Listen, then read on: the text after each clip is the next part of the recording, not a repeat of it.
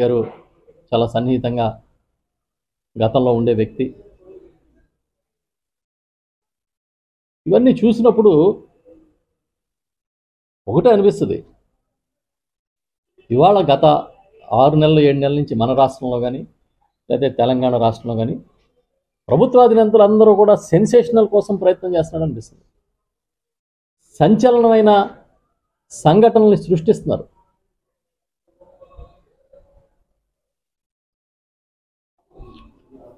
చట్టాలని అందరికీ సమానంగానే అమలు చేయండి. వైఎస్ఆర్ పార్టీ సోషల్ మీడియా యాక్టివిస్టులు అని చెప్పి కేసుల మీద కేసులు పెట్టి 4 రోజుల పైగా జైల్లో ఉంచి పోలీసులతో హెరాస్మెంట్ చేయించి 3rd డిగ్రీ ప్రయోగం చేసి ఇదే పరిపాలన మీరు అనుకుంటే విజన్ 47లు విజన్ 2047లు కాదు 2147 పెట్టినా కూడా ఉపయోగం ఏమి ఉండదు. అప్పుడు దాకా విజన్ 2047 అమలు చేయడానికి మీరు ఉండాలి కదా అధికారంలో. ముందు ప్రజలను మనల్ని ఎలా పొందాలో చూడండి, ఆ తర్వాత చూడొచ్చు ఇవన్నీ. ఇవాళ తక్షణ అవసరం ఏంటో చూడండి,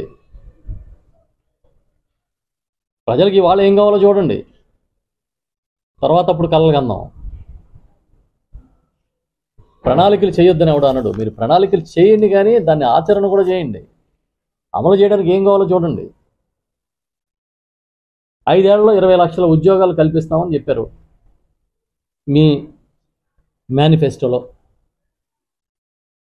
అసలు 20 లక్షల ఉద్యోగాల కల్పనకి మీ దగ్గర ఉన్న ప్రణాళిక ఏంటో ముందు పెట్టండి ప్రజల ముందు, తర్వాత 2047 ఆలోచిద్దాం.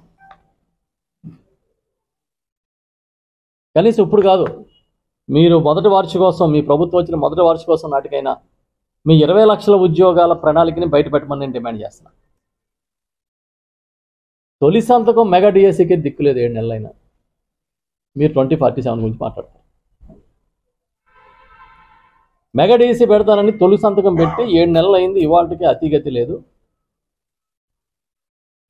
మీరు విజన్ 2047 వినడానికి చాలా బాగున్నాయి, రాయడానికి కూడా చాలా బాగుంటాయి, చర్చలు టీవీల్లో చర్చలకి బాగుంటాయి, కానీ అది కాదు కదా విషయం. దయచేసి చంద్రబాబు నాయుడు గారిని నేను ఒకటే కోరుతున్నా ఈ సందర్భంగా, 2020 మీరు పెట్టి 2020 మీరు పెట్టిన నాటికి ఆ 2020 నాటికి మధ్యలో మీరు ఎంతకాలం అధికారంలో లెక్కేసుకుని కనీసం అందులో ఒక్క పాయింట్ అన్నా మీరు పూర్తి చేశారని మీరు చెబితే మేము సంతోషిస్తాం. Okay, thank you. నామినేషన్ వేయడానికి వెళ్తేనో కాళ్ళు ఎత్తనం తనడానికి, ఆ ఎలక్షన్లో పోటీ చేయాలా? దాన్ని ప్రజాస్వామ్యం అంటారా? పోటీ చేసేవాడు న్యూట్యూడ్ సర్టిఫికేట్ ఇవ్వమంటే ఇవ్వట్లే. రాష్ట్ర వ్యాప్తంగా ఇవాళ పులివెందుల లాంటి నియోజకవర్గాల్లోనే ఉక్కుపాదం మోపి పోలీసులతో బెదిరింపులు చేసి క్యాండిడేట్లు అనుకున్న వాళ్ళని కిడ్నాపులు చేసి భయంకరమైన వాతావరణం క్రియేట్ చేశారు. ఆ జర్నలిస్టులు కొట్టారు. ఆ జర్నలిస్టుల మీద దాడులు అనేది ఈ మధ్యకాలంలో చాలా ఎక్కువ కనబడతా ఉన్నాయి.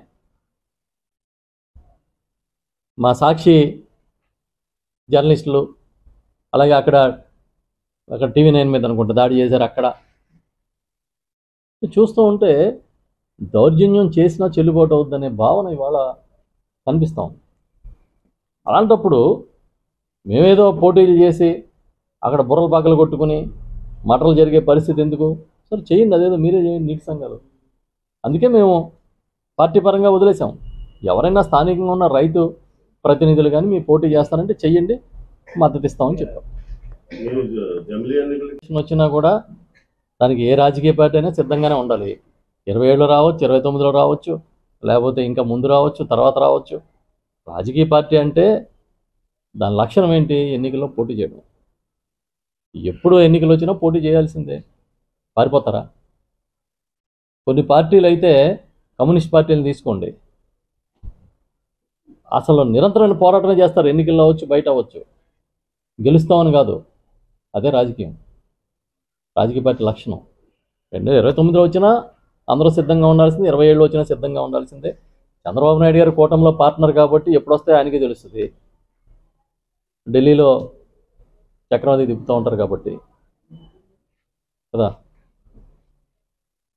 చూద్దాం, ఎప్పుడు వచ్చినా పర్లేదు, కానీ ఉంది. కాకపోతే ఇవాళ ఎన్నికలు జమిలియా లేదా అవే కాదు, ఈవీఎమ్మా బ్యాలెట్టా అనే దాని మీద కదా ఈ దేశం డిస్కషన్ జరుగుతుంది. మన మహారాష్ట్ర ఎన్నికల తర్వాత అయితే కొంచెం ఉధృతం అయింది. సో చూద్దాం, ఎందుకంటే పాలిటిక్స్ డైనమిక్గా ఉంటాయి, ఏ రోజుకి ఆ రోజు మార్పులు వస్తూనే ఉంటాయి.